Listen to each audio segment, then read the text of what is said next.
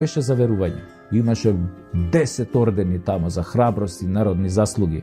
И велеше, онаа власт која ќе овозможи докторите, болниците или тие што се задолжени да помагаат на луѓето во вонерна состојба, војна, поплава, епидемија, да се збогатат на маката на тие луѓе, додека тие луѓе умираат, треба заедно со сите други војни профетери да завршат предстрелачки вод за само еден изгубен живот. Еден живот е важен, велеше дедо ми, само еден, и за него треба да бидат казнети. Приватните болници во оваа наша Вукојебина изгледа дека профитирале за време на пандемијата со COVID преку 100 милиони евра. Не примаа болни без аконтација од 12.000 евра, а умреа 6.000 луѓе досега. Поголем дел од времето беше прогласена вонредна состојба. Излажаа дека ќе отстапат Мала Богородица за лечење на државното здравство, ама ништо од тоа. Со нив